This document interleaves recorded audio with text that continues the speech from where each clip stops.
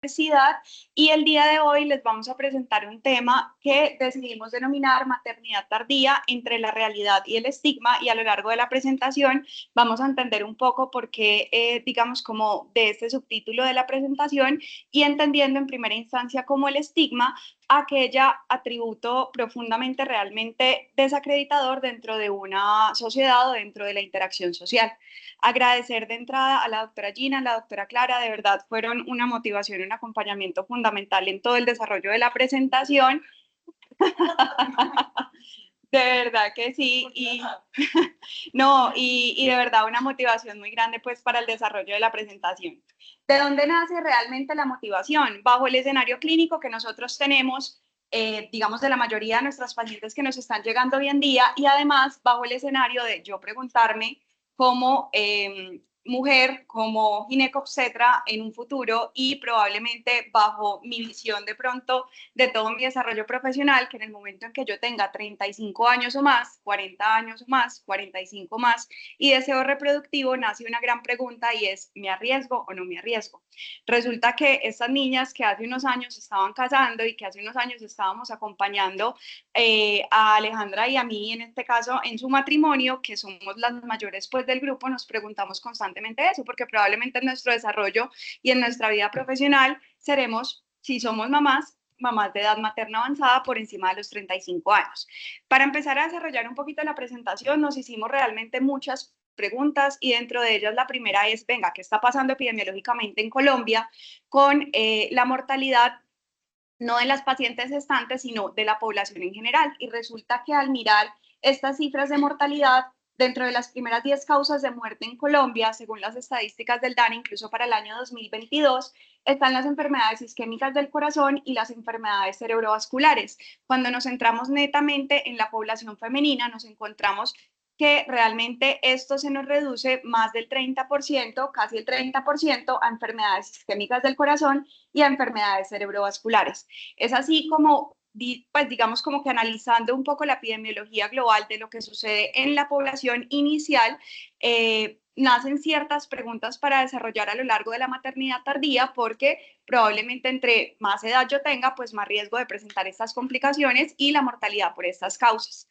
Vamos a desarrollar entonces la charla a partir de 5 preguntas que vamos a ir, digamos, como desenmarañando todas estas dudas, todos esos estigmas que tenemos a partir de la maternidad tardía. Y quiero dejar a colación que las preguntas que vamos a hacer las vamos a hacer en un lenguaje un poquito más informal, porque parte del objetivo es poderme responder esas preguntas que yo me haría a mí en un futuro sobre esta maternidad tardía, y las preguntas, digamos, con el lenguaje que nos llegan estas pacientes a preguntarme si yo me embarazo después de los 35 años, ¿qué me puede llegar a pasar?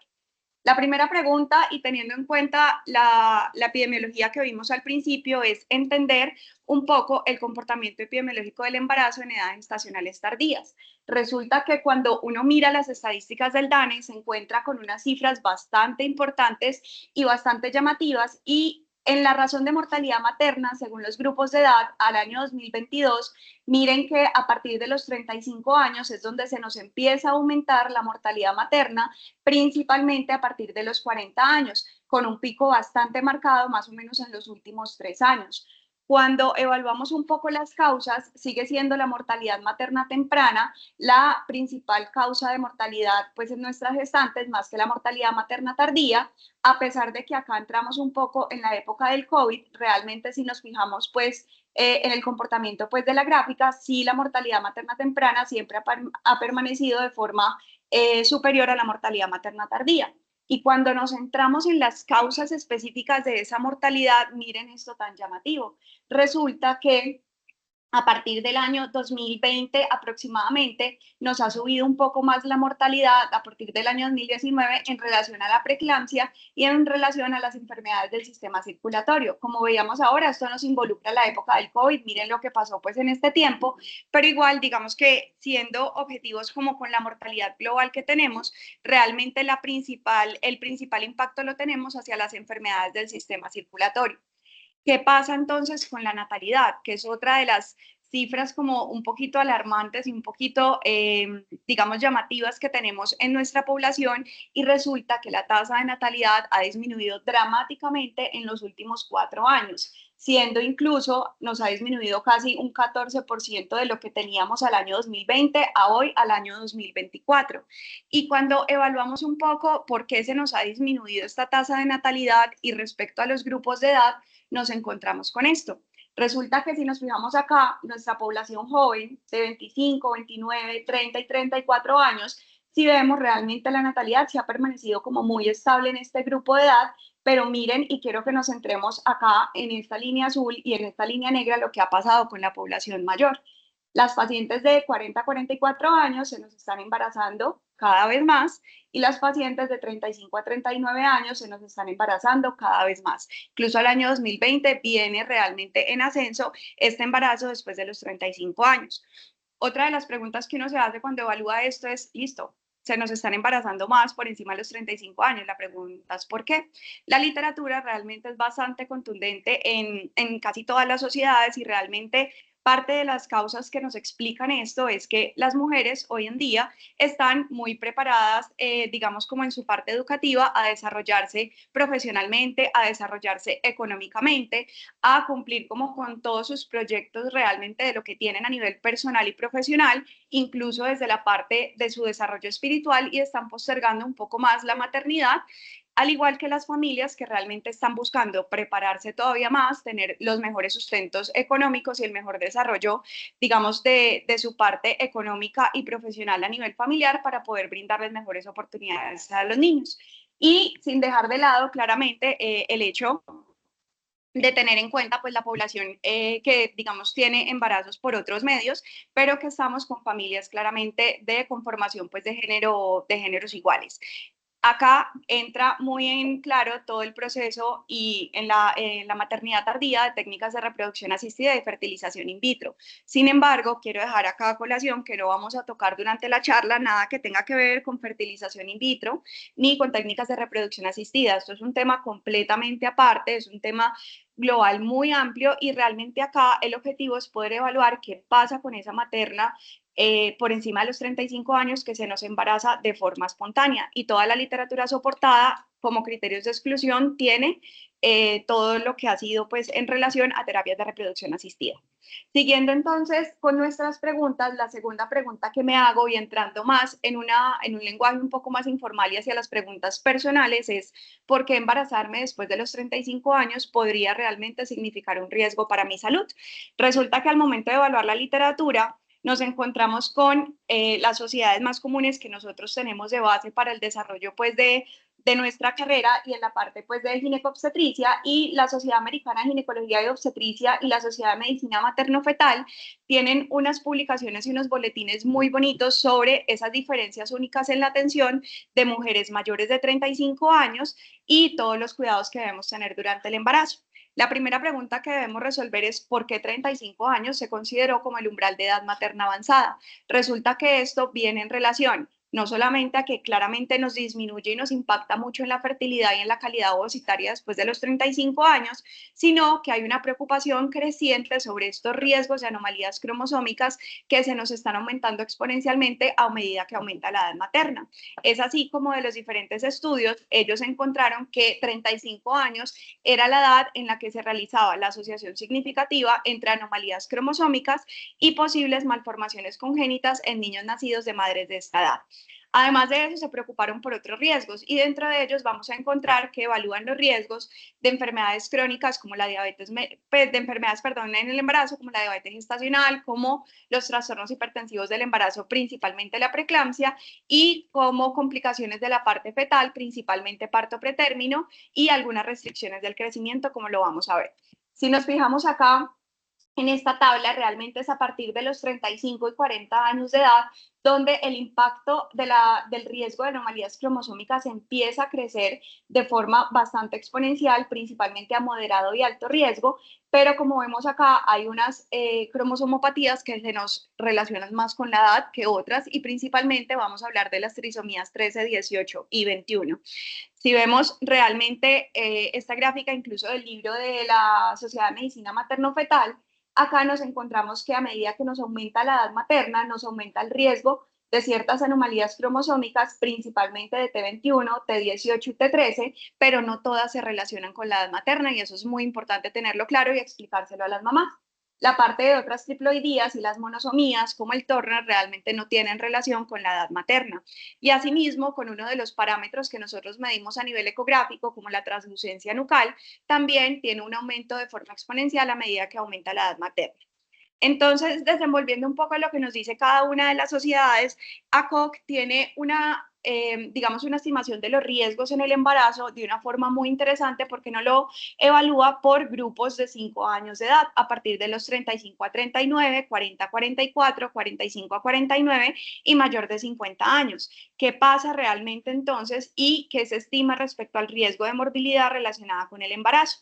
Que a partir de los 35 a 39 años, que vamos a denominar de aquí en adelante en la charla como AMA, edad materna avanzada, hay un riesgo de morbilidad relacionada con el embarazo con un RR de 1.36, con intervalos de confianza en todas las edades estacionales avanzadas, estadísticamente significativo. Sin embargo, esto empieza a aumentar de una forma exponencial y significativa a medida que aumentamos la edad.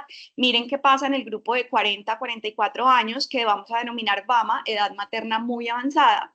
RR de 1,83, pero ¿qué pasa en los pacientes mayores de 45 años? Ya nos aumenta el RR, riesgo de morbilidad materna, a 3.33 con intervalos de confianza estrechos y estadísticamente significativos. Este grupo lo vamos a denominar EAMA, edad materna extremadamente avanzada. Es así como se considera entonces que realmente la edad materna se comporta como un factor de riesgo completamente independiente de los factores adicionales de riesgo obstétrico y podemos tener casi el doble de riesgo de presentar trastornos hipertensivos y trastornos de la parte metabólica como la diabetes gestacional.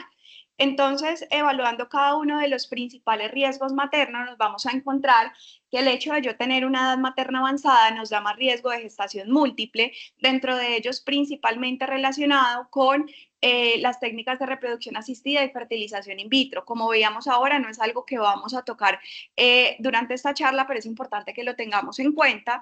Riesgo de diabetes pregestacional y diabetes gestacional, que realmente nos va a aumentar a medida que claramente aumenta la edad materna, principalmente en BAMA, es decir, para mujeres mayores de 40 años con odds ratio de 2.1 y unos intervalos de confianza estadísticamente significativos.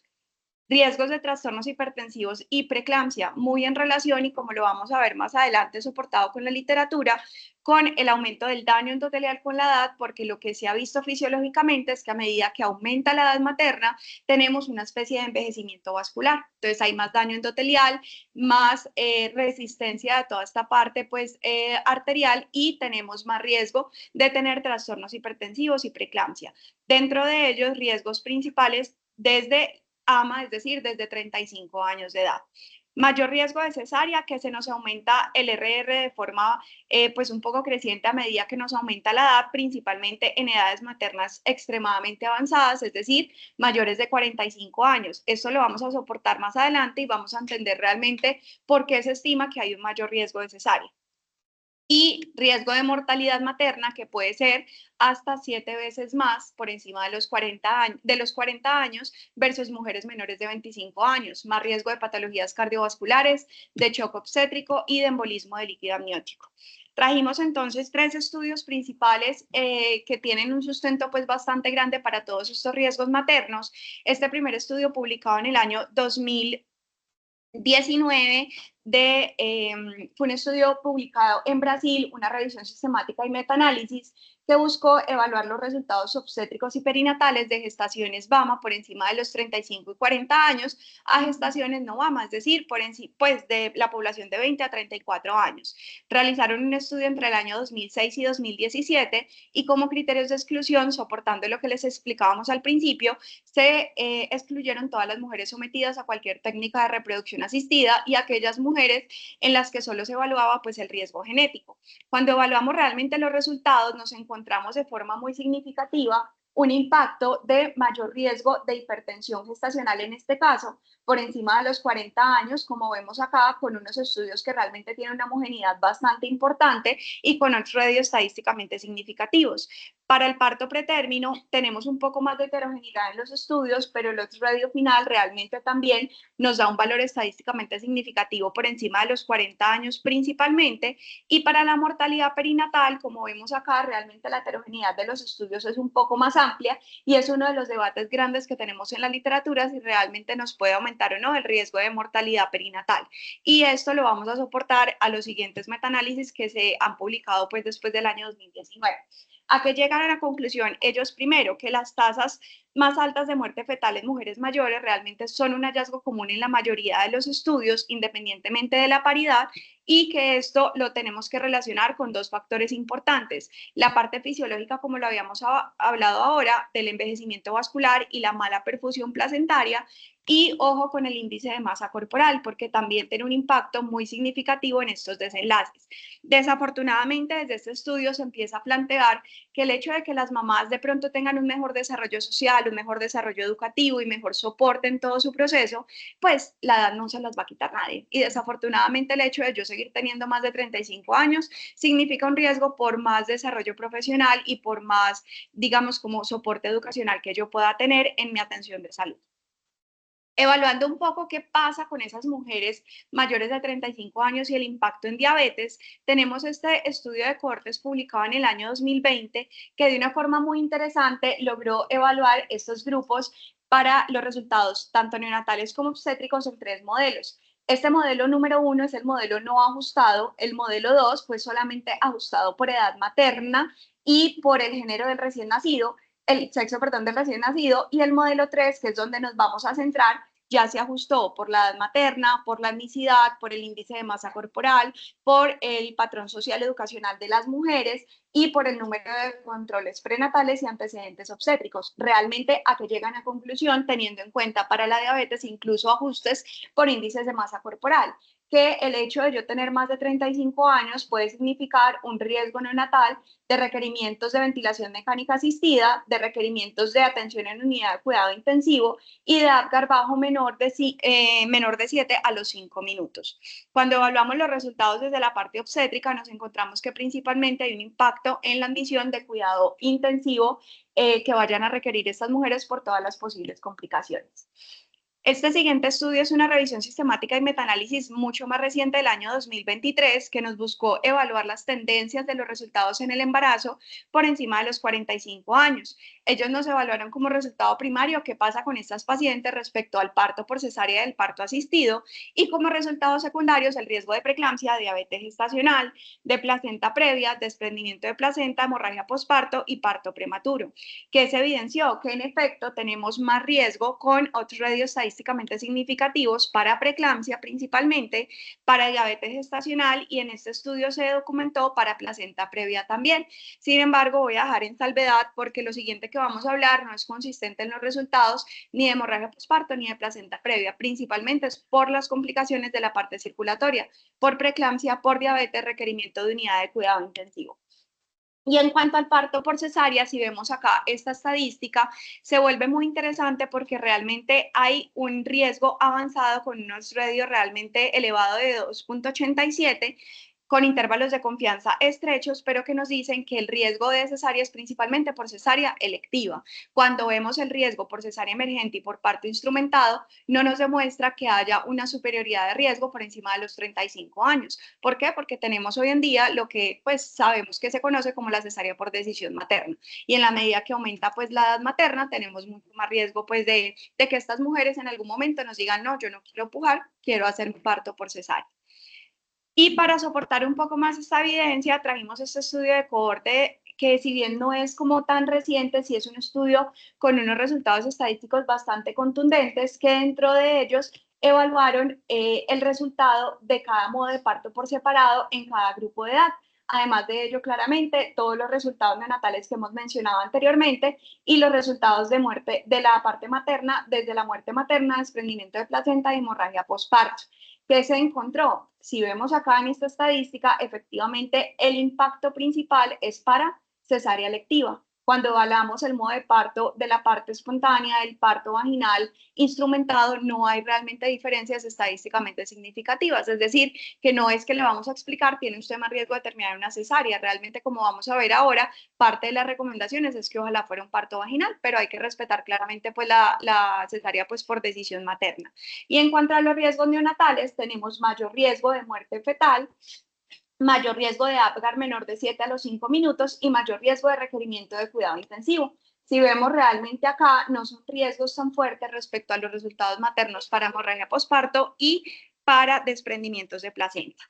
Teniendo un poco claro como los riesgos que nos pasan desde la parte materna, la siguiente pregunta que nos hacemos realmente es si embarazarme después de los 35 años podría significar un riesgo para mi bebé, porque además de los riesgos que ya hemos visto, hay otros riesgos también muy importantes de evaluar. Esta revisión de la literatura reciente del año 2022 empezó a evaluar que realmente las mujeres mayores de 35 años se nos estaban embarazando más, siendo para el 2010 más o menos un promedio de 45.9 por mil mujeres y para el 2019 ya de 52.7 por mil mujeres, que realmente es un aumento pues bastante significativo. Y la revisión buscó proporcionar como toda esa revisión actualizada de la literatura para poder evaluar las complicaciones desde la parte fetal. ¿Qué nos hemos encontrado realmente? Que tenemos más riesgo de aborto espontáneo, que crece de forma exponencial a nivel porcentual a medida que aumenta la edad materna, principalmente para edades maternas extremadamente avanzadas, que las tasas de pérdida pueden ser incluso del 90%, que es un porcentaje realmente significativo. Pero desafortunadamente se han cuestionado que esto puede tener mucho que ver con las anomalías cromosómicas. Como veíamos ahora, las anomalías cromosómicas nos empiezan a aumentar también de forma exponencial a medida que aumenta la edad materna y cada año se estima que después de los 35 años, cada año nos aumenta el riesgo principalmente para T21 y para T18. Dentro de los otros riesgos, riesgos de parto pretérmino, principalmente por encima de los 40 años, asociado a mayor riesgo de disfunción placentaria y de preeclampsia, riesgos de restricciones del crecimiento fetal y de fetos pequeños para la edad gestacional, pero acá quiero que hagamos una pausa. Si vemos acá en lo que está en la diapositiva, tenemos un riesgo principalmente por encima de los 40 años, que es BAMA, y por encima de los 45 años, que son EAMA o edades maternas extremadamente avanzadas. La literatura es consistente que entre los 35 y 40 realmente no hay nada tan contundente que nos diga que hay una diferencia estadísticamente significativa para restricciones del crecimiento fetal. Principalmente se empiezan a ver después de los 40 años de la mamá. Riesgos de mortalidad fetal, que nos puede aumentar hasta 3.4 veces después de los 40 años, y riesgos de ingreso a unidad de cuidado intensivo, que nos aumenta también incluso desde los 35 años, como lo vimos en los estudios, son consistentes estos resultados. ¿Qué pasa entonces? Miren esta gráfica de la Sociedad Medicina Materno-Fetal, que realmente es bastante llamativa porque en relación a la mortalidad fetal, a las semanas gestacionales y a la edad materna, a partir de la semana 39, esto empieza a tener un ascenso bastante significativo en cuanto a la mortalidad fetal, principalmente con un pico después de la semana 40 de gestación. Quiero que nos quedemos acá un poco en la memoria como con esta gráfica, porque más adelante vamos a soportar el porqué de las recomendaciones de cuándo finalizar el embarazo en estas mujeres. Otra de las preguntas que nos hacemos y parte del estigma social que tenemos es que nos dicen, doctores, que si yo me embarazo después de los 35 años, después de los 40, me da miedo, porque de pronto el niño sale con autismo, sale con déficit de atención e hiperactividad, sale con algún trastorno del neurodesarrollo, puede salir con trastornos desde la parte psiquiátrica incluso. Entonces, parte de las preguntas que nos hacemos es, bueno, listo, ¿esto es verdad o no es verdad? Y resulta que al momento de revisar la literatura, hay una literatura muy actualizada al año 2023 y 2024 que nos evalúa realmente el impacto del neurodesarrollo de estos niños en relación con las edades maternas y las edades paternas. Ellos se plantean inicialmente en este primer estudio que la pregunta es que aparentemente si yo tengo más de 35 o más de 40 años, tengo más riesgo de que el niño pueda tener más problemas de atención, problemas de la parte de logros educativos, menor coeficiente intelectual, mayor riesgo de esquizofrenia, síndrome de Down y autismo. Y la hipótesis que ellos inicialmente plantean es que no hay nada consistente que nos sugiera que realmente los niños de edades maternas avanzadas van a tener mayores problemas de déficit de atención y mayores problemas de déficit educativo. Ellos evaluaron estos resultados en 3 grupos grandes. Uno de ellos fue los problemas de atención informados por padres, maestros y propios, el coeficiente intelectual psicométrico y el rendimiento educativo. Evaluaron los problemas de atención entre los 7 y los 11 años en un promedio de 9 años, el rendimiento educativo con pruebas estandarizadas pues por la parte gubernamental a los 12 años y el coeficiente intelectual evaluado en todos estos momentos de la edad de esos niños, incluso hasta los 18 años. ¿Qué se encontró realmente? Y es muy interesante que no hay nada que nos prediga, que hay una relación significativa por la edad de los padres a el desarrollo de la parte del coeficiente intelectual. Sin embargo, ellos nos dicen que aparentemente en los resultados se encuentra que hay una dirección lineal negativa inicial, es decir, que se puede estipular que entre más joven sea la madre, de pronto más problemas de atención y más problemas de déficit de atención y hiperactividad puedan tener estos niños, pero que los resultados a medida que avanza la edad materna se comportan en una forma de regresión en U, siendo al final una regresión en U hacia la relación lineal positiva. ¿Qué quiere decir eso? Que se empieza a atenuar con los años y que probablemente al volverse atenuante con los años y volverse positivo al final, las madres mayores tienden a tener niños con menos problemas de educación, con menos problemas de atención, con menos problemas comportamentales.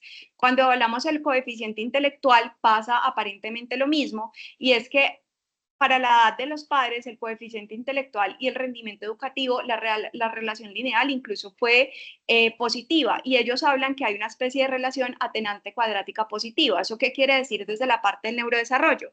Que inicialmente arrancas de cuenta como un cuadrado, pero sin la parte de arriba, en donde al principio parece ser una relación negativa que desciende, es decir, entre más joven la mamá, entre más joven el papá, de pronto menor coeficiente intelectual o más problemas de atención pueden tener estos niños, pero esto se va atenuando con el tiempo, volviéndose una relación lineal positiva al final, siendo muy en relación como a la educación que puedan tener estos padres, a la formación educacional, a la formación educativa, cuando tratamos de postergar un poco la maternidad y todo el impacto desde la parte social y emocional que tienen estos niños de madres incluso ya en edades maternas más avanzadas, que tienen un poco más como de bagaje y de experiencia en la vida.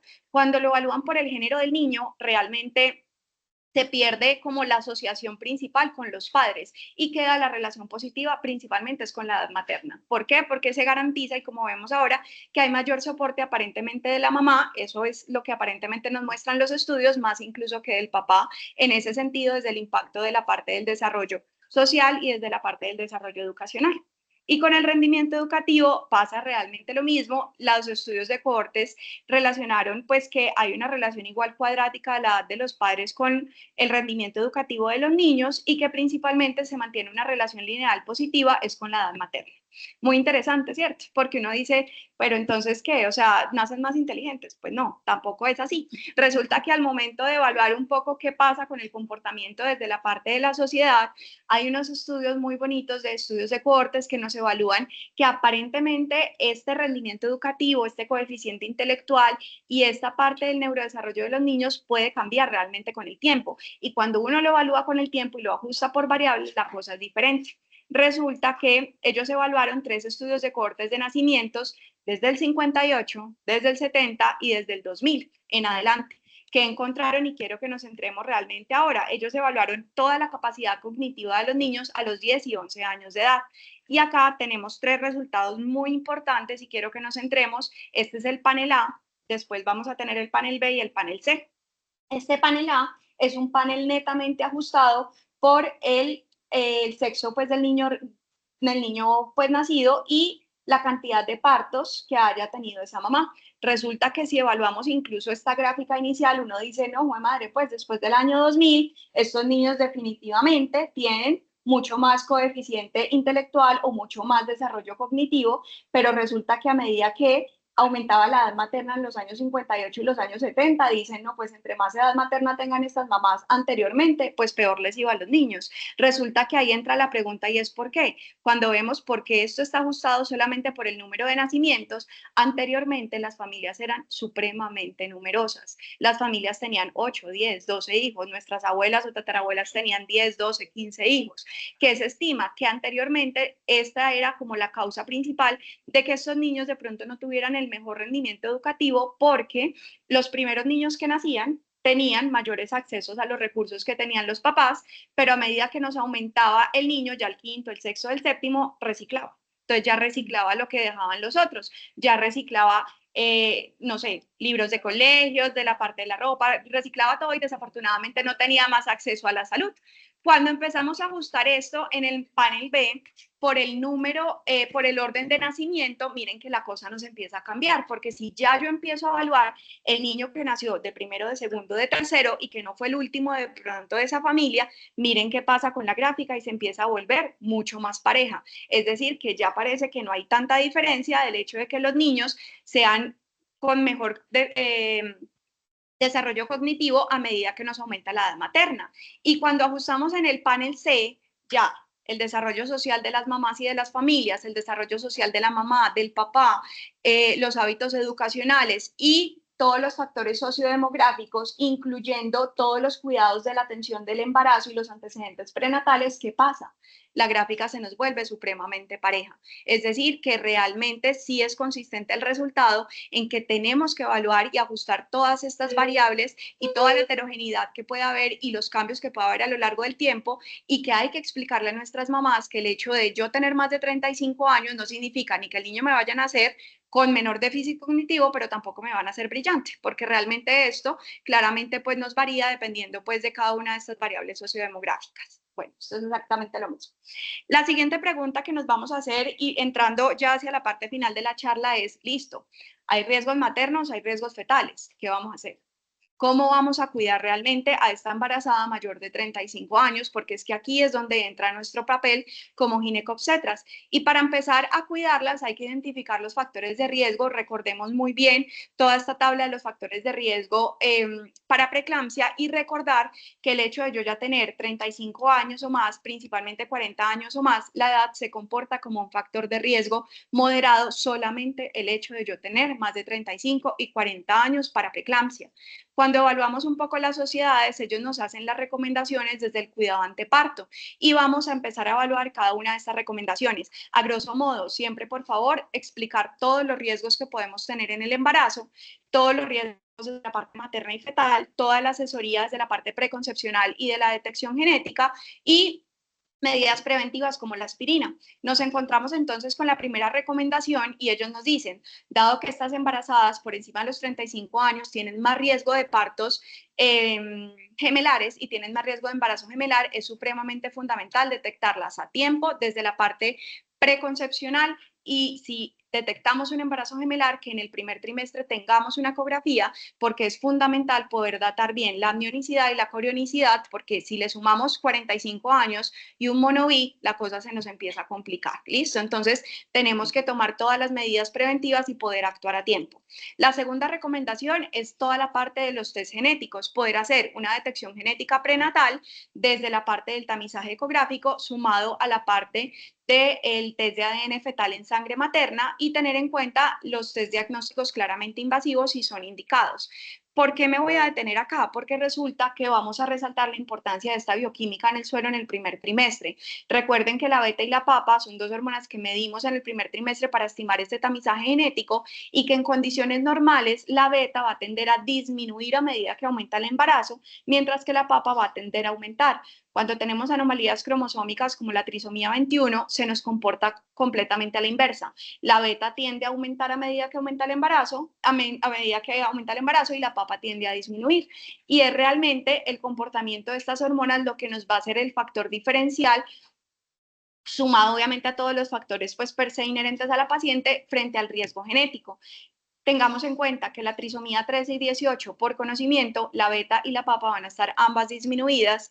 Las anomalías cromosómicas sexuales tienden a tener una beta normal y una papa disminuida, y las triploidías se nos comportan de una manera muy similar a la trisomía 21. La cosa parece estar muy sencilla, pero vamos a llevar esto a la práctica de la vida real. Cuando vamos a ponernos en el riesgo de la calculadora de la Sociedad de Medicina Materno-Fetal, de la fetal, acá nos encontramos con esta paciente, pues que soy yo, pero que en una edad hipotética me puse 43 años. Y resulta que si yo como estoy así normal, aparentemente sin un factor de riesgo, pues desde la parte cardiovascular, sin factores de riesgo desde la parte metabólica, pero yo solamente por el hecho de tener 43 años, ¿qué pasa? 1 en 31 para trisomía 21 el riesgo, 1 en 80 para trisomía 18 y 1 en 249 para trisomía 13. Si uno ve estos riesgos solamente estimados por la edad, uno dice amniocentesis para todo el mundo, vellosidad de biopsias sensoriales para todo el mundo. ¿Por qué? Porque el riesgo genético es altísimo. Pero si esa materna me llega con todos los biomarcadores y me llega con todo digamos, esta recolecta de información tan importante y con esta bioquímica en suero que necesitamos para el tamizaje, ¿qué pasa con el riesgo? El riesgo de trisomía 21 de 1 en 31 se nos pasa a 1 en 614. De trisomía 18 de 1 en 80 a 1 en 1585 y de 1 en 249 de 13 a 1 en 4986. ¿Esto para qué? Para poder resaltarles, por favor, primero la importancia de la asesoría genética en estas pacientes, que hay que estimarle todos los riesgos, que debemos contar con una bioquímica completa, ojalá en todas las pacientes que nos llegaran, esta bioquímica está cubierta por el POS. Ojalá, pues, si podemos ofrecerles, aunque obviamente esto va a ser muy individualizado, el test de ADN fetal en sangre materna, que sabemos que obviamente esto no lo cubre, obviamente, el seguro, y esto con el fin de poder evitarles pruebas invasivas a todas las pacientes mayores de 35 años. Ojo que estas pacientes o pueden postergar su embarazo y lo vienen buscando hace mucho tiempo, o pueden venir en un proceso de historia reproductiva muy difícil y probablemente sea el primer y el único hijo. Y si sometemos a todas estas pacientes a amniocentesis y a pruebas invasivas, igual estamos corriendo riesgos y se nos puede perder un embarazo que hubiéramos podido evitarle el riesgo si tenemos todos los marcadores completos para hacer un adecuado tamizaje. ¿Listo? Siguiendo con esto, ecografía de tercer nivel para todas las pacientes.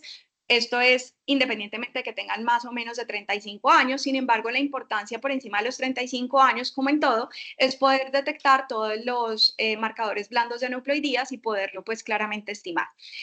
Ecografía de tercer trimestre, porque como vimos ahora, principalmente a los 40 años vamos a tener alteraciones en el crecimiento fetal y es muy importante contar con una ecografía en estas mamás después de la semana 30. La finalización de la gestación, principalmente a partir de la semana 39 a 39 más 6 de gestación, porque si recordamos un poco lo que vimos ahora de la gráfica de la Sociedad de Medicina Materno-Fetal, resulta que después de los 40 años se nos aumenta de forma muy significativa el riesgo de mortalidad fetal. Entonces, después de las 40 semanas es donde se ha visto ese pico de incremento de mortalidad fetal, por eso la recomendación de llevarla de la semana 39 a la semana 39 más 6. Claramente teniendo en cuenta que si hay otras condiciones fetales obstétricas, debo finalizarlo antes, pero si es una paciente totalmente controlada, desde la semana 39 yo puedo considerar en finalizar este embarazo.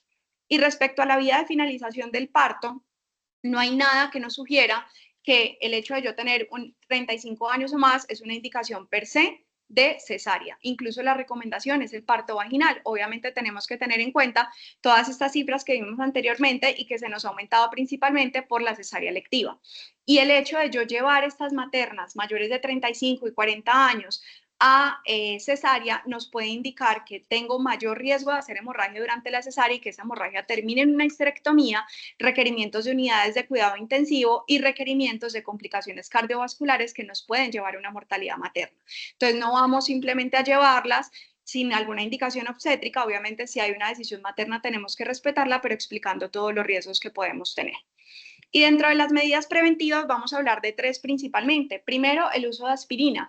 Esto es consistente y de forma contundente en todas las sociedades la recomendación del uso de aspirina en prevención a toda mujer mayor de 35 años y que tenga un factor de riesgo moderado adicional, porque hemos evaluado que efectivamente hay un RR mucho más aumentado para las pacientes mayores de 35 años respecto a preeclampsia, respecto a diabetes y parto pretérmino, y se ha visto que tenemos un impacto positivo en la disminución de estas tres situaciones clínicas. El Clínic de Barcelona nos recomienda esa dosis para disminuir el riesgo de preeclampsia a 150 miligramos día desde la semana 14 a 16 hasta la semana 36 de gestación. Cuando hablamos un poco del riesgo de preeclampsia en relación al uso de aspirina y el riesgo de parto pretérmino en relación al uso de aspirina, a ver qué tanto impacto y qué tanto nos disminuye, históricamente nos encontramos con varios estudios. El primero de ellos fue el ASPRE, que fue un estudio muy importante que nos marcó como un antes y un después. Fue un estudio que se realizó desde la parte de un estudio piloto interno, un ensayo clínico aleatorizado y un estudio de calidad y de detección, de estas pacientes pues, de forma gestacional temprana. Y ellos que encontraron que el uso de la aspirina a dosis bajas, iniciada antes de la semana 16 de gestación, tenía un impacto positivo para la disminución del parto pretérmino, para la disminución de la preeclampsia y que teníamos un riesgo que no aumentaba para el desprendimiento de placenta ni para las hemorragias interventriculares. Esto fue después, digamos, consistente con los estudios iniciales y la publicación de JAMA, que nos dicen, en efecto, tenemos una disminución de riesgo con RRs estadísticamente significativos para restricciones del crecimiento fetal, para mortalidad perinatal y para preeclampsia, y en efecto se comprobó que sigue no habiendo diferencias respecto a riesgos de hemorragias interventriculares en los niños y riesgos de alteraciones placentarias. Y el último estudio más reciente que tenemos es el Aspirin, que es un ensayo clínico aleatorizado, que fue un estudio muy importante que nos evaluó la eficacia de estas dosis bajas de aspirina, incluso desde 81 miligramos, iniciadas incluso tempranamente desde la semana 6 a 12 de gestación hasta el final del embarazo, evidenciando que teníamos un impacto positivo para la disminución del parto pretérmino y la disminución de los trastornos hipertensivos. Respecto a este estudio Aspirin, realmente se demostró que había un impacto más o menos casi del 20% en la disminución de los bebés que podían nacer prematuramente, y dos, que había un impacto positivo en la disminución del riesgo de preeclampsia y trastornos hipertensivos, principalmente antes de las 34 semanas. Entonces ahí es donde vamos a hacer realmente el impacto, porque ya sabemos que hay más riesgo de parto pretérmino si yo me embarazo en edades más tardías, pero al final podemos hacer realmente impacto y prevención farmacológica para evitar estos riesgos y que yo vaya a debutar antes de las 34 semanas con una preeclampsia.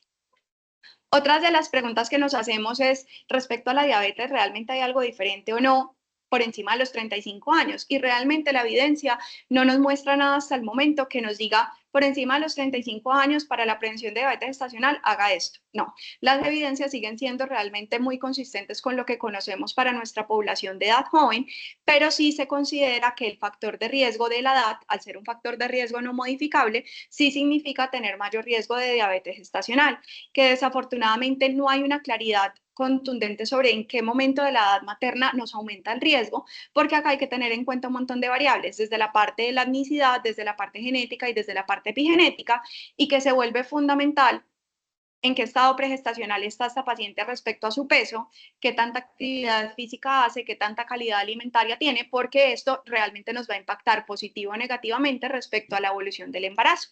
Las recomendaciones principales respecto a la dieta es la mejoría en la calidad de la dieta, la ingesta energética, el ejercicio más o menos 40 a 60 minutos 3 veces por semana, intensidad moderada, y siempre un enfoque totalmente personalizado. Estas pacientes, si en todas es importante que las evalúe nutrición, en esta se vuelve mucho más importante. ¿Por qué? Porque tenemos un riesgo metabólico mayor y desafortunadamente no se ha comprobado que si yo tengo una paciente que ingresa con obesidad o con sobrepeso, pero hago unas buenas medidas de control, sea mejor a aquella paciente que me llega realmente en un buen estado de salud al embarazo. Entonces, por eso la asesoría preconcepcional es totalmente fundamental en estas pacientes. Y respecto a otras medidas, dentro de ellos el manejo multivitamínico, y parte de las cosas que queremos evaluar es el impacto de la vitamina D, porque desafortunadamente ha sido una de las cosas más controvertidas en la literatura. Algunos nos dicen de la vitamina D a todos, otros nos dicen no, unas nos dicen sirve, el otro nos dicen no sirve, y realmente cuando uno evalúa la evidencia, parte de los estudios, que incluso los que les trajimos a continuación son del 2024, nos evalúan realmente estos estudios desde el hecho que aparentemente la mayoría de las mujeres gestantes tienen déficit de vitamina D y que esto podría tener un impacto negativo para la diabetes gestacional, para la preeclampsia y para el parto prematuro. Esta revisión sistemática y metaanálisis del año 2024 quiso evaluar realmente estos impactos y este resultado, y si miramos acá los resultados realmente son bastante interesantes porque hay unos radios estadísticamente significativos que el déficit de vitamina D podría relacionarse con diabetes gestacional, con un odds de 1.38 y principalmente con pérdidas de recurrentes, con un odds de 4.02 con intervalo de confianza estadísticamente significativo, aunque bastante amplio. No intervalos de confianza ni odds estadísticamente significativos para parto pretérmino y feto pequeño para la edad gestacional. Cuando uno ve estos resultados, uno podría decir, este metaanálisis es de lo más reciente que hay, tiene todos los estudios, la literatura, démosle vitamina D a todo el mundo. Y sí, no es una mala conducta. Sin embargo, cuando uno evalúa la calidad de los estudios, la recomendación se vuelve completamente diferente. ¿Por qué? Porque desafortunadamente son estudios, la mayoría que están en los metaanálisis observacionales, son estudios de alta heterogeneidad, con encuadrados por encima del 50% y de baja calidad. Desafortunadamente, por más de que se quiera comprobar, los estudios no nos han demostrado que sea una evidencia contundente a favor y por eso las sociedades no lo tienen como una recomendación hasta el momento. ¿Listo? No es una mala conducta dárselas, pero no hay nada que nos sugiera que a todas tengamos que darles vitamina D. Y finalmente, la última pregunta que nos hacemos, porque si bien la parte inicial de la charla, como la titulamos, fue entre el estigma y la realidad, parte de las cosas más importantes es qué pasa realmente con el impacto psicosocial de estas pacientes, porque es que embarazarme a los 40, a los 45 y a los 50 años podría significar realmente un impacto importante desde la sociedad. ¿A qué nos enfrentamos? Uno cree que no hay publicaciones al respecto y realmente nos encontramos con cosas muy bonitas en la literatura, incluso del año 2024, y este estudio nos intentó evaluar esa experiencia psicológica de las mamás desde la parte de su experiencia perinatal por encima de los 35 años, evaluando el comportamiento parental de todas estas madres avanzadas en diferencia a las madres más jóvenes. Ellos analizaron conductas parentales, angustias en mujeres, comportamientos emocionales, sintomatología psicológica desde ansiedad y depresión, y tuvieron en cuenta diversos estudios. Lo evaluaron en 3 parámetros. Primero, la experiencia psicológica. Nos encontramos con un montón de emociones, ¿cierto? Entonces, en estas pacientes, primero, las madres mayores de 35 años perciben la edad realmente como un factor de riesgo, pero además de esto, tienen una historia reproductiva, la mayoría un poco difícil. Algunas la han postergado y se embarazan con facilidad, pero no son todas. El escenario es que algunas de ellas vienen buscando embarazo hace mucho tiempo. Lo otro, que es que en la medida que yo postergo el embarazo y quiero llegar en el mejor estado, no solamente de mi desarrollo personal y profesional, sino de salud posible, nos encontramos que la mayoría de estas mamás tienen un estado de salud incluso mucho mejor y de más bajo riesgo que las mujeres más jóvenes, y son bastante adherentes en el cuidado y en la atención de salud. Sin embargo, no todo es maravilloso. Hay una angustia psicológica muy importante y nos dicen, estas mamás aparentemente se preocupan más por las complicaciones que puedan tener porque saben de los riesgos fetales, de los riesgos maternos, pero a pesar de eso tienden a ser más positivas respecto a su embarazo e incluso se ven menores tasas de ansiedad y depresión en estas pacientes que se nos embarazan después de los 35 años, y aparentemente también hay un mejor soporte social y un mejor soporte familiar. Y finalmente, el comportamiento parental. A medida que yo tengo una educación más eficaz, tiendo a ser un poco más receptivo, tiendo a ser un poco más solidario, menos estricto, y esto es parte del soporte de lo que veíamos, que estos niños tienen menores problemas conductuales y menores problemas sociales y menores problemas emocionales. Y finalmente hay un algoritmo muy bonito de esta mini revisión que se publica en el año 2024, que nos buscaron traer como un resumen de esa literatura de cómo yo afrontar el funcionamiento psicosocial de estas familias.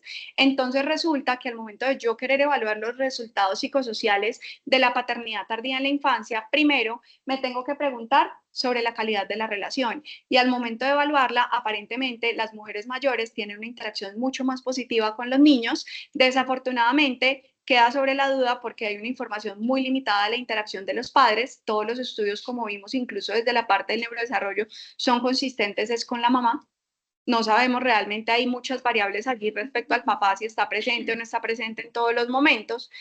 2, tenemos que evaluar el funcionamiento psicológico de los padres y se evalúa que realmente se ha encontrado que es mucho más positivo a pesar de los factores de riesgo. La mayoría de estos bebés son muy deseados, entonces realmente es un factor que nos suma respecto a ese impacto social. Evaluar la habilidad cognitiva de los niños y encontrar su relación pues desde la parte paterna, entendiendo que probablemente si damos un adecuado soporte desde su parte educacional y desde su parte relacional pueden llegar a tener menos problemas comportamentales.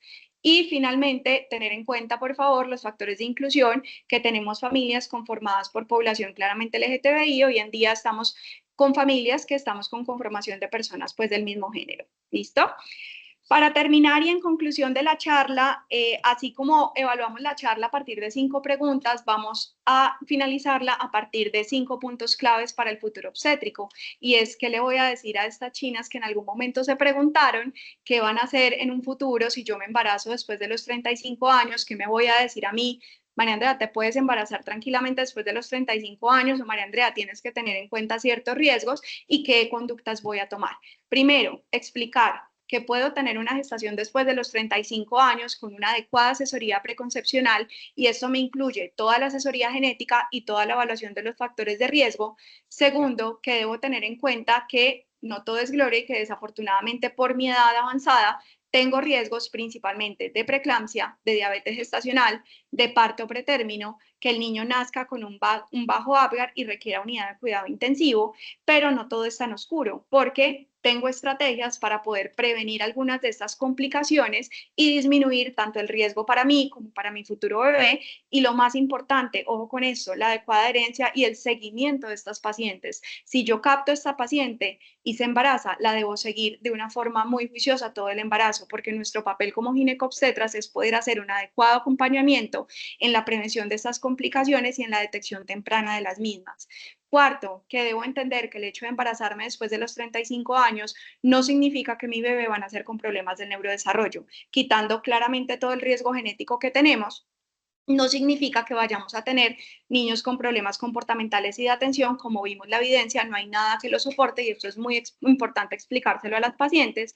Y finalmente, que existe un estigma social sobre la maternidad tardía, que desafortunadamente, si bien tiene cierto soporte y cierto fundamento en todo lo que hemos visto, sí es posible tener un embarazo saludable después de los 35 años y con muy buenos desenlaces. Es entonces como nosotros realmente desde nuestro papel como ginecobstetras somos los encargados de hacer ese acompañamiento de estas maternas en edades gestacionales tardías, de no disruptir un poco ese vínculo que ellas quieren llevar, ese deseo fundamental que tienen de embarazarse, porque no es decirle, usted tiene 40 años, no se puede embarazar, no, se quiere embarazar, listo, vamos a acompañarla, vamos a hacer una adecuada asesoría, vamos a hacer una adecuada evaluación de todos los factores de riesgo, voy a controlar y a mejorar lo que pueda controlar antes de embarazarse y poder hacer un acompañamiento durante todo ese proceso.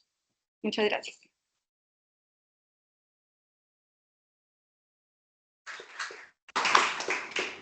Gracias, doctora, por tu presentación, por tu desarrollo de la charla, por tocar todos estos temas con profundidad, sobre todo por responder esos puntos claves del embarazo en estas edades.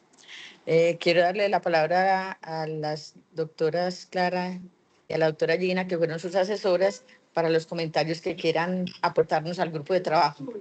Bueno,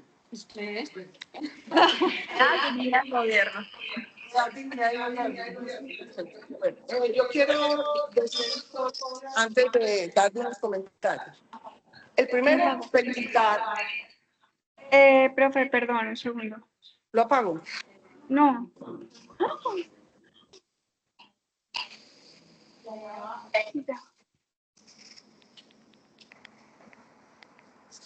No. Primero, quiero felicitarte por dos motivos que son lograr sintetizar la información y presentar una charla que al principio se planteaba tan supremamente vaga y supremamente, por muchas aristas, la lograste concretar y eso es una cosa muy buena y la presentaste muy bien presentada.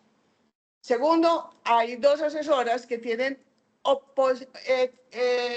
miradas muy disímiles en torno a esto, pero absolutamente disímiles. Entonces, por ejemplo, pásame la diapositiva anterior.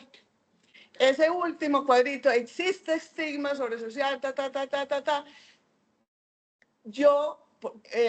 yo creo que existe, y yo no, tú lo dijiste, tiene cierto soporte. No, hay soporte. O sea, la diferencia entre Gina y yo es esa.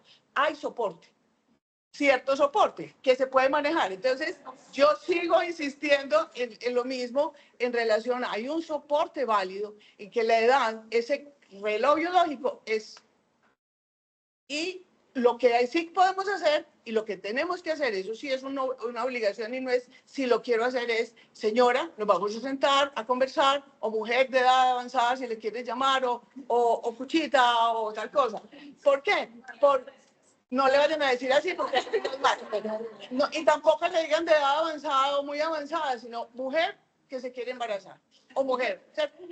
¿Por qué? Porque sí lo hay, sí lo hay. Y nosotros no podemos tapar el sol con un dedito. Lo que sí podemos es, cuando la señora ya tiene un consentimiento, cuando tiene una información consentida, adecuada, libre y muy bien entendida, logramos hacer todo esto. Esa señora tiene que tener muy buen soporte desde el área médica. O sea, no es una señora que simplemente venga, se embarazó y tal cosa. No, miren toda la trayectoria que tenemos que hacer para bajar los RR y para bajar los OR. Acuérdense que hay una diferencia abismal estadísticamente y epidemiológicamente hablando entre RR y ORs, pero de todas maneras aquí los OR siguen siendo supremamente pesados con unos RR que son significativos. ¿Y cuál es lo que siempre le he tenido yo terror? A esta es la preeclampsia. O sea, sí hay que respetar la preeclampsia, tenemos muchos avances en preeclampsia, tenemos muchos avances en esto, pero ¿la podemos modular? Sí, con la aspirina. Y la hemos modulado, y se ve que se ha modulado, el bajo peso también se ha modulado, pero significativamente hay otro trabajo que yo no te lo quise mostrar, pero hay un trabajo que muestra cómo es el comportamiento placentario de las mujeres en torno a la producción de vellosidades y todo esto en relación a la edad. Y se ve efectivamente que sí hay ese riesgo. Entonces, son mujeres que hay que cuidar muchísimo.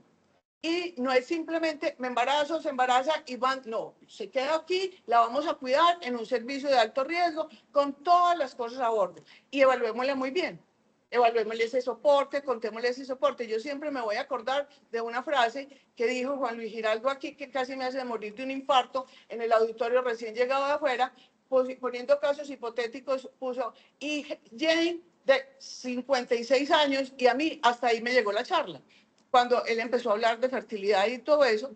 ¿Por qué? Porque inmediatamente me vino un flash de mi madre que se embarazó a los 42 años del último de mi casa.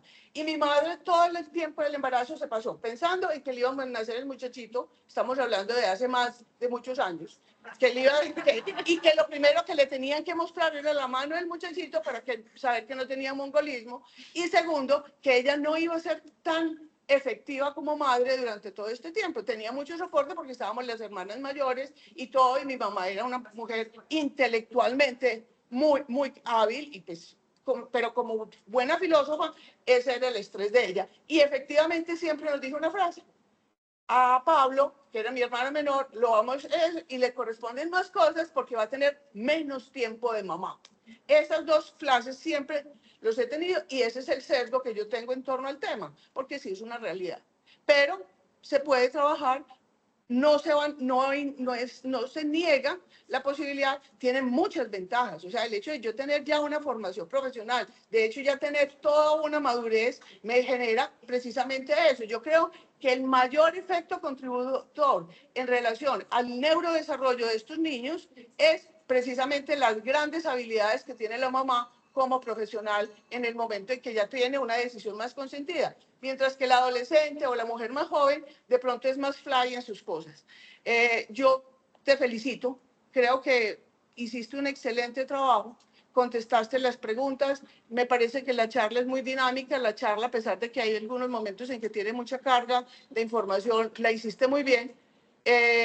Y lo que más te felicito es por habernos manejado tan supremamente bien a Gina y a mí.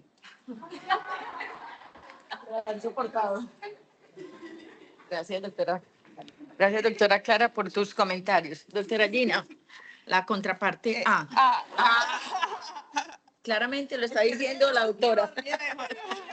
Claramente lo está diciendo. No, felicitar a María porque pues pudo llevar las cosas al medio, ¿cierto? Yo insisto que el estigma es mucho y que nosotros como médicos se lo hacemos sentir a las pacientes, ¿cierto? No reconocemos de que ahí hay valentía, de que por X o Y motivo, porque estaba enferma, porque quería hacer su vida social, por las presiones, ¿cierto? Por su crianza, por muchas cosas, esa mujer, digámoslo así, viene en el tiempo que es, porque si no, no se embarazaría, ¿cierto? Pero nosotros, cuando tenemos a alguien al frente, tenemos que tratar de ver su ventana, el que está viendo por esa ventana, para hacerle la vida más fácil, no más difícil. Entonces, ese es como el llamado y agradecerte por haberlo hecho también, porque es una reciente que revisa las cosas a mucha profundidad. A mí eso me encanta de ti. Listo. Totalmente de acuerdo. Bueno,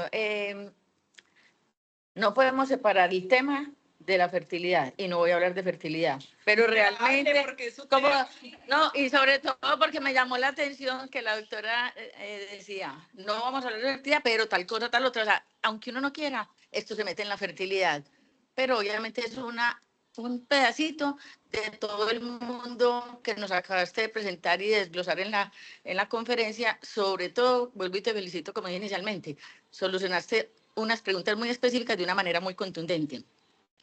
Te tengo una pregunta y con relación a la fertilidad también el aporte. Primero quiero la pregunta. El ácido fólico normalmente hablamos de 1 miligramo, hablan de 5 miligramos, pero sabemos que cuando hay factores de riesgo y sobre todo la edad y lo que implica los defectos, digamos, del tubo neural y similares, es dar 5 miligramos. ¿Qué concepto tiene para ti el ácido fólico después de la revisión? Realmente va muy de la mano, como usted dijo, con la parte de riesgos genéticos evaluados. Y yo tengo un aprendizaje pues, genético de riesgos y es una mamá especialmente de edad extremadamente avanzada, por encima de los 45 años, es algo que se podría evaluar, aumentar las dosis. La evidencia contundente al respecto, porque vamos a entender que es como a los antecedentes de niños con defecto pues, de línea media, o que tengamos pues, un factor genético pues, consistente, pero igual que si se detecta tempranamente, igual digamos que ya después de la detección, tal vez 5 años no va a cambiar en nada. Pero digamos que después de hacer la revisión, si no hay evidencia, sí podría hacer una recomendación, principalmente en edades maternas extremadamente avanzadas. Porque lo mismo que pasa con la parte multivitamínica, incluso desde fertilidad manejan muchos suplementos de vitamina D, me he encontrado con algunas conductas de eso. Pero pues no hay nada a favor, digamos que nos sustenten por recomendaciones de sociedades, pero sí es una conducta, no es una mala práctica médica, porque realmente sí ha visto que puede tener un buen impacto, pero no hay suficiente evidencia.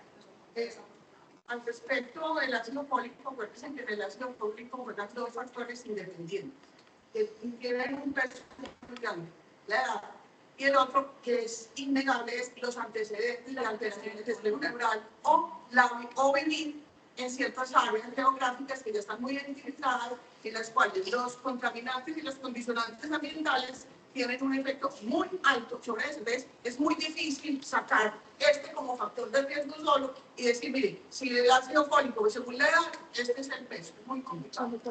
Y yo pienso que desde la parte, digamos, este tema de interés como tal, todas las pacientes son importantes, todas las familias que nos llegan para asesoría preconcepcional son importantes, pero es como cuando tú te vas a preparar para una maratón. Hey, me voy por la maratón, pero no te preparaste. Así pasa cuando uno va a buscar un embarazo. Tiene que ir en las mejores condiciones, en las óptimas condiciones que su situación personalizada lo permiten, ¿cierto? Y así probablemente tendremos menos problemas durante el proceso del embarazo. Y desafortunadamente estas edades mayores de buscar bebés son cada vez más frecuentes. Y, por ejemplo, el caso de la doctora María Andrea y el de la doctora Aleja. Ni siquiera. O sea, uno dice, ¿y entonces yo para cuándo? Pero es que hay muchos factores que aunque uno quisiera controlar, no los puede controlar. Si yo no tengo pareja, ¿cómo voy a buscar un hijo así como de la nada? Ay, voy a buscar un hijo ya. Pues si no quiere una pareja, pues obviamente hay cómo solucionarlo, pero digamos que siempre hay como un ideal.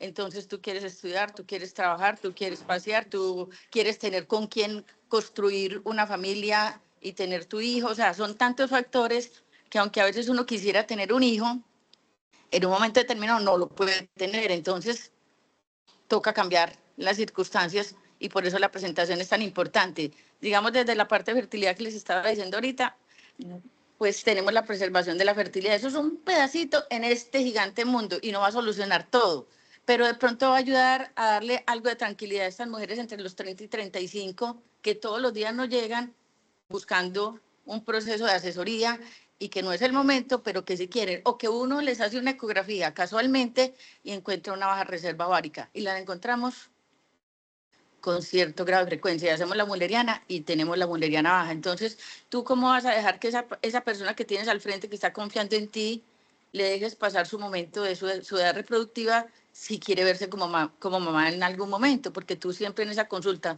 no haces solamente lo ginecológico, sino también les preguntas, ¿tú te ves como mamá? Porque ya uno sabe para dónde va y qué implica.